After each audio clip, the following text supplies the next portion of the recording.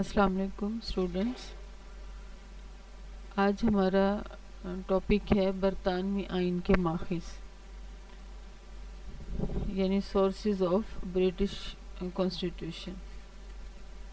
لفظ ماخذ سے مراد یہ ہے کہ کسی بھی قانون کا باقاعدہ آغاز کیسے ہوا، کیونکہ باقاعدہ آغاز کے حوالے سے ہی کوئی بھی اصول یا طریقہ کار قانونی قوت حاصل کرتا ہے۔ برطانوی آئین، اس کی ہم نے خصوصیات پڑھی تھی، اس میں ہم نے دیکھا تھا کہ یہ غیر تحریری آئین ہے اور یہ ایک لمبے تاریخی عمل کا نتیجہ ہے۔ آئین کسی مخصوص عقیدے یا فلسفے پر مبنی نہیں ہے، بلکہ خود رو پودے کی طرح پھلا پھولا اور فطری طریقے سے پروان چڑھا ہے۔ ماہرین علم سیاسیات میں سے سر ولیم کا کہنا ہے، برطانوی آئین ایک ایسی عمارت کی طرح ہے جس کے مکین وقتاً فوقتاً اس کی تعمیر میں سرگرم رہے ہیں اور انہوں نے اپنی ضرورتوں کے لحاظ سے اس میں صحن، برآمدے، کمرے اور گیلریز تعمیر کی ہیں، اور اس تعمیر میں بہت سارے لوگوں کا ہاتھ ہے۔ اسی طرح ایک اور اسکالر ہیں لارڈ برائس، وہ برطانیہ کے آئین کے بارے میں کہتے ہیں کہ برطانوی آئین ایسے رسوم و رواج جو یا تو لوگوں کے ذہنوں میں محفوظ چلے آ رہے ہیں یا ان کو کچھ تحریروں میں قلم بند کر دیا گیا ہے۔ مثال کے طور پہ وکلاء کے دلائل، سیاستدانوں کے افکار، عدالتوں کے فیصلے، حکومت کے اعلانات اور کئی ایسے قوانین کا مرکب آئین کہلانے لگا ہے۔ برطانوی آئین چونکہ تحریری حیثیت نہیں رکھتا، اس لیے اس آئین کے کئی ایک ماخذ ہیں۔ ٹھیک ہے، بیسیکلی برطانیہ کا آئین دو حصوں پہ مشتمل ہے، تحریری اور غیر تحریری۔ ٹھیک ہے، جس طرح آپ لوگوں کی بک میں بھی دیا ہوا ہے کہ برطانوی آئین کے ماخذ کو دو حصوں میں ڈیوائیڈ کیا گیا ہے، دستوری قانون یعنی دستور اور آئین، میں نے آپ کو بتایا تھا کہ سیم لفظ ہیں، اور دوسرا برطانوی آئین کے ماخذ کا جو دوسرا حصہ ہے وہ ہے سیاسی رواجات، یا ان کو ہم دستوری رواجات کہتے ہیں۔ یعنی برطانیہ کے آئین کے دو حصے ہیں، ایک اس میں قوانین جو کہ پارلیمنٹ کی طرف سے پاس کردہ ہیں، اور دوسرے جو قوانین ہیں ان کی ڈیٹیل ہم ماخذ میں پڑھیں گے، اور دوسرا جو حصہ ہے برطانوی آئین میں، دوسرا حصہ رواجات پہ مبنی ہے، جسے ہم غیر تحریری آئین کہتے ہیں۔ ٹھیک ہے، اب برطانیہ کے آئین کے جو ماخذ ہیں، ان پوائنٹس کے حوالے سے میں آپ کے ساتھ ان کو ڈسکس کروں گی۔ پہلے نمبر پہ دیکھیں، تاریخی دستاویزات یا دستوری معاہدے، یعنی ایسے معاہدے جن کا ذکر برطانیہ کے آئین کے اندر موجود ہے یا ان کی سیاسی نظام کی جتنی بھی تاریخی دستاویزات ہیں ان کا ذکر برطانیہ کے آئین میں موجود ہے۔ برطانوی آئین میں جو تاریخی دستاویزات ہوتے ہیں وہ آئینی ارتقاء میں ان کی بہت زیادہ اہمیت ہوتی ہے۔ تاریخی دستاویزات سے مراد قوانین ہوتے ہیں جو کسی سیاسی تحریک یا آئینی جدوجہد کے نتیجے میں سمجھوتوں یا معاہدوں کی حیثیت سے وجود میں آتے ہیں۔ ایک برطانوی مفکر اوگ کے خیال میں دستوری معاہدے بادشاہ اور لوگوں کے درمیان ایسے موقع پر کیے گئے جب اس نے اختیارات کا ناجائز استعمال کیا۔ لوگوں نے اس کے خلاف شدید رد عمل کا اظہار کیا، چنانچہ بادشاہ لوگوں کے سامنے سر تسلیم خم کرنے پہ مجبور ہو گیا۔ ان معاہدوں میں آمریت اور بادشاہ کی مطلق العنانیت کا خاتمہ ہوا اور جمہوریت کو فروغ حاصل ہوا۔ اس حوالے سے 1215 میں ایک معاہدہ جس کو میگنا کارٹا، اردو میں منشور اعظم کہتے ہیں، سب سے اہم ہے برطانوی سیاسی نظام میں۔ اس سے برطانوی آئینی تاریخ میں بہت زیادہ اہمیت حاصل ہے، جس طرح امریکہ میں اعلان آزادی کی اہمیت ہے۔ برطانیہ کے آئین میں جو دوسری اہم دستاویز ہے وہ حقوق کی عرضداشت ہے۔ ٹھیک ہے، یہ 1628 میں پیش کی گئی، جس کے تحت بادشاہ کے مالیات سے متعلق جتنے بھی اختیارات تھے ان پہ پارلیمنٹ کے احتساب کو قبول کیا گیا۔ تیسری اہم جو دستاویز ہے وہ حقوق کا منشور ہے، جسے انگلش میں دا بل آف رائٹس کہتے ہیں۔ ٹھیک ہے، تو اس منشور کے اثرات بھی کسی صورت منشور اعظم سے کم نہیں ہیں۔ تو یہ تاریخی دستاویزات جو ہیں ان میں پارلیمنٹ کی بالادستی کے اصول کو تسلیم کیا گیا اور پہلے سے طے شدہ جو شخصی حقوق تھے اور آزادیوں کے تحفظ کی توثیق بھی کی گئی۔ ان تمام معاہدوں نے آئینی راہوں کا تعین کیا اور عوامی حاکمیت کے تصور کو اجاگر کیا۔ برطانیہ کے آئین میں جو تاریخی دستاویزات ہیں آپ لوگوں کی بک میں بھی ان کے نام لکھے ہوئے ہیں، میں بھی آپ کو بتا دیتی ہوں۔ اس میں قانون وراثت ہے، برطانیہ اور اسکاٹ لینڈ میں اتحاد کا قانون ہے۔ آپ لوگوں کو پتہ ہے کہ برطانیہ کے اندر وحدانی نظام ہے، لیکن برطانیہ کے ساتھ اسکاٹ لینڈ اور آئرلینڈ کی چھوٹی چھوٹی اسٹیٹس کا اتحاد ہے۔ اس کے علاوہ عظیم قانون اصلاح ہے، پارلیمنٹ ایکٹ ہے۔ اس کے علاوہ آپ لوگوں کو پتہ ہے کہ برطانیہ نے ہندوستان پر تقریباً 90 سال تک حکومت کی، تو گورنمنٹ آف انڈیا ایکٹ 1935 میں پیش ہوا۔ اس کے علاوہ آزادی ہند کا قانون، جس کے تحت ہندوستان کو 2 حصوں میں تقسیم کیا گیا تھا، برطانوی پارلیمنٹ سے پاس ہوا۔ اس کے علاوہ 1947 میں یہ قانون پاس ہوا تھا، اور اس کے علاوہ پارلیمنٹ ایکٹ ہے 1949 جس میں پارلیمنٹ کو کافی سارے اختیارات دیے گئے۔ ٹھیک ہے، تو یہ قوانین عام حالات میں وضع نہیں کیے گئے، بلکہ ان میں سے اکثر وقت کے تقاضوں کے مطابق یا عوام کے مطالبات کو پورا کرنے کے لیے عمل میں لائے گئے۔ ٹھیک ہے، دوسرے نمبر پہ دیکھیں پارلیمانی یا دستوری قوانین۔ برطانوی آئین کا دوسرا اہم ماخذ وہ قوانین ہیں جنہیں وقتاً فوقتاً پارلیمنٹ نے وضع کیا۔ ان قوانین کا مقصد برطانوی سیاسی حکومت کو مضبوط بنانا تھا۔ یہ قوانین برطانوی آئین کا اہم حصہ شمار ہوتے ہیں۔ ان قوانین کے تحت بادشاہ کے اختیارات کو محدود کیا گیا، حق کی رائے دہی میں توسیع کی گئی، انتظامی مشینری کو منظم کیا گیا، دارالعمرہ کے اختیارات کو محدود کیا گیا۔ آپ لوگوں کو پتہ ہے کہ برطانیہ کے اندر اس کے جب ہم آئین کی خصوصیات پڑھ رہے تھے تو ہم نے دیکھا تھا کہ برطانوی پارلیمنٹ کے 2 ایوان ہیں، ایوان بالا کو دارالعمرہ کہتے ہیں، ٹھیک ہے، اور ایوان زیری کو دارالعوام۔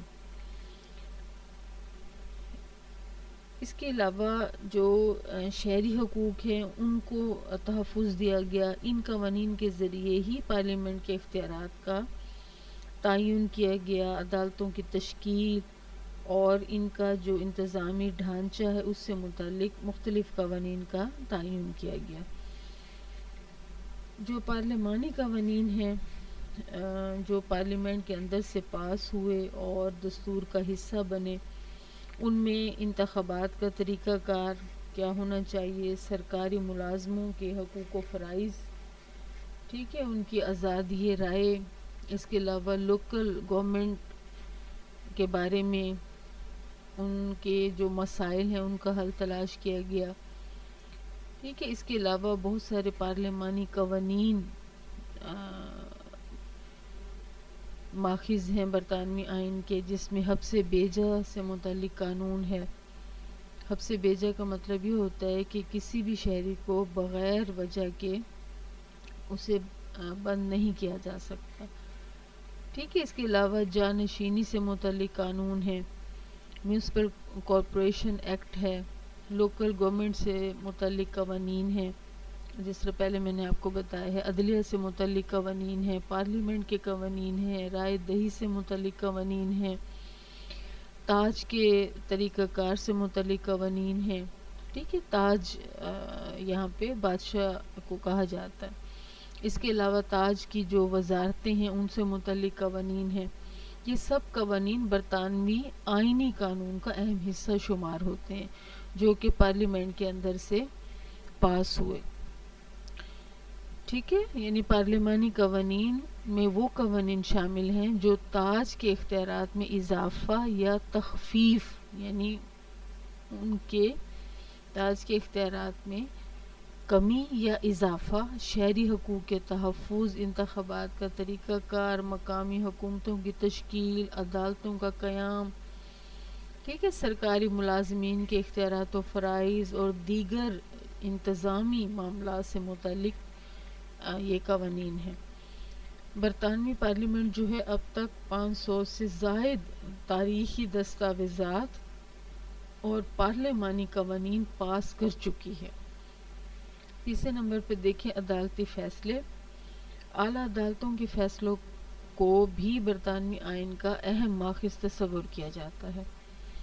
ماتحت عدالتوں کے لیے ایسے فیصلوں کی پابندی لازمی ہے۔ یہ فیصلے مختلف آئین یا قوانین کے مفہوم کی ترجمانی اور تشریح کرتے ہیں اور یوں یہ آئین میں اضافہ کرتے ہیں۔ ان کے بارے میں پروفیسر ڈائسی جو کہ ماہرین سیاست ہیں، اس کا کہنا ہے کہ برطانیہ کا بیشتر آئین ججوں کے ہاتھوں تشکیل پایا ہے۔ ملک میں چونکہ کسی تحریری آئین کا وجود نہیں تھا، اس لیے عدالتوں کے سامنے آئینی پہلوؤں سے متعلق پیش کیے جانے والے مقدمات کے بارے میں جج جو مناسب فیصلہ کرتے تھے وہی فیصلہ جو تھا ایک مثال بن جاتا تھا، اور تمام فیصلوں کو، ان کے تمام جو فیصلے ہوتے تھے، قانون کا درجہ ان کو حاصل ہو جاتا تھا۔ یوں ججوں کے فیصلوں کی وجہ سے قوانین کی تشکیل ہوتی رہی۔ برطانیہ میں آئین اور عام قانون کی حیثیت اس اعتبار سے برابر ہے کہ قانون کو بنانے اور تبدیل کرنے کا طریقہ کار بالکل وہی ہے جو آئین کی تشکیل اور ترمیم کے لیے استعمال ہوتا ہے۔ اسی طرح عدالتوں کے ایسے فیصلے جو آئینی معاملات سے متعلق ہیں وہ آئین کا حصہ بن گئے، ٹھیک ہے۔ عدالتیں جو ہیں وہ پارلیمنٹ کے کسی ایکٹ کے جواز، یعنی جس کو ہم انگلش میں ویلیڈیٹی کہتے ہیں، اس کے بارے میں فیصلہ دینے کی مجاز نہیں ہے، مگر جہاں پارلیمنٹ کے کسی ایکٹ یا قانون کی تشریح مطلوب ہو تو اس کا مطلب واضح نہ ہو، وہاں عدالتوں کو فیصلہ دینے کا اختیار حاصل ہے۔ موجودہ دور میں پارلیمنٹ کی جو برتری کا اصول ہے اس پہ عمل کیا جاتا ہے، اس لیے عدالتیں کسی قانون کو کالا دم قرار دینے کا فیصلہ کرنے کا اختیار نہیں رکھتی، یعنی برطانیہ کے اندر پارلیمنٹ کو بالادستی حاصل ہے، لہٰذا عدالتی فیصلے آئینی ارتقاء میں نمایاں حیثیت نہیں رکھتے۔ اب تک برطانوی عدلیہ آئینی قوانین سے متعلق تقریباً 1200 سے زائد مقدمات کے فیصلے دے چکی ہے۔ 4 نمبر پہ دیکھیں عام قانون یا رسمی قانون، یعنی انگلش میں جسے ہم کامن لا کہتے ہیں۔ اب کامن لا سے مراد یہ ہے کہ وہ قانونی اصول ہیں جنہیں پارلیمنٹ نے وضع نہیں کیا بلکہ ان کی نشو و نما رواج کی بنا پر ہوئی، ٹھیک ہے، جسے ہم غیر تحریری قوانین کہتے ہیں۔ یہ خود رو اصول ہیں جنہیں ضرورت کے تحت تسلیم کیا گیا۔ یہ قوانین قدیم رسوم و رواج کی عکاسی کرتے ہیں۔ ان قوانین کا مقصد حکومت کے مختلف اداروں کی کارکردگی کو آسان اور سمجھنے کے قابل بنانا ہے۔ یہ اصول اس بات کی نشاندہی کرتے ہیں کہ نظم و نسق کس طرح چلے گا، مختلف حکومتی اداروں میں تعلق کیسے برقرار رہے اور حکومت کا نظام کس طرح صحیح طریقے سے چلے، شہریوں کے بہت سارے بنیادی حقوق اور برطانیہ کے جو بادشاہ کے خصوصی اختیارات ہیں، ٹھیک ہے، ان کا سرچشمہ یہی رسمی قوانین ہیں۔ اس کے علاوہ پارلیمنٹ اور اس کے جو اراکین کے اختیارات ہیں، ان کو جو سہولیات دی جاتی ہیں، پولیس کے حقوق و فرائض ہیں، حکومت کے جو بھی زیادتیاں ہیں ان کے خلاف داد رسی کے لیے جو بھی اقدامات وغیرہ ہیں، رسمی قوانین کے مرہون منت ہیں۔ رسمی قوانین کو اگرچہ پارلیمنٹ نے نہیں بنایا، لیکن پھر بھی ان قوانین کو وہی حیثیت حاصل ہے جو کسی قانون سازی ادارے کے بنائے ہوئے قانون کو حاصل ہے۔ عدالتوں نے فیصلے کرتے وقت ان رواجوں کو ہمیشہ ان کا احترام کیا ہے اور انہیں تحریری قانون کی طرح ہی تسلیم اور نافذ کیا ہے۔ موجودہ دور میں جو پارلیمانی قوانین ہیں، ان کی طرح عام قوانین یعنی جو رسمی قوانین ہیں معاشرے میں یا ریاست کے اداروں میں رائج ہیں، ان میں بھی عدالتی فیصلوں کے ذریعے ترقی اور اضافہ ہوا ہے۔ عام قانون کے اصولوں کو ضابطۂ تحریر میں نہیں لایا گیا، البتہ ان سے متعلق جو بھی رپورٹس ہیں، قانونی تبصرے ہیں، عدالتی فیصلے ہیں، وہ تحریری شکل میں موجود ہیں، جن سے عام قانون کی بخوبی وضاحت ہوتی ہے۔ 5 نمبر پہ دیکھیں دستوری رواج یا روایات، ٹھیک ہے۔ اب دستوری جو روایات ہیں وہ بھی برطانوی آئین کا اہم ماخذ ہیں۔ برطانوی آئین کی بنیاد ہی آپ لوگوں کو پتہ ہے رواجات اور روایات پر ہے۔ یہ باقاعدہ تحریری شکل میں نہیں لائے گئے اور نہ ہی انہیں عدالتوں کے ذریعے نافذ کیا گیا، لیکن برطانوی آئین اور سیاسی نظام کا بڑا حصہ انہی دستوری رواجات پر مبنی ہے۔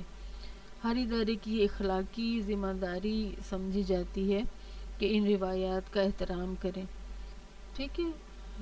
مثال کے طور پہ یہ کہیں تحریر نہیں ہے کہ پارلیمنٹ کا جو اجلاس ہے سال میں کم از کم ایک بار ہوگا، ٹھیک ہے۔ کابینہ پارلیمنٹ کے سامنے جواب دہ ہوگی، یہ کہیں لکھا ہوا نہیں ہے، لیکن ایک رواج ہے سیاسی، اس کے مطابق ادارے اپنا کام کر رہے ہیں۔ اسی طرح بادشاہ وزراء جو منسٹرز ہیں ان کے مشورے پر عمل کرے گا۔ پارلیمنٹ کا اعتماد حاصل نہ رہنے کی صورت میں کابینہ کو استعفیٰ دینا ہوگا، ٹھیک ہے۔ اس قسم کی جو یہ روایات ہیں اتنی پختہ ہو گئی ہیں کہ ان سے ہم لوگ انکار نہیں کر سکتے، اور ایسی روایات کو وہی درجہ حاصل ہے جو پارلیمنٹ کے بنائے ہوئے قوانین کو حاصل ہے۔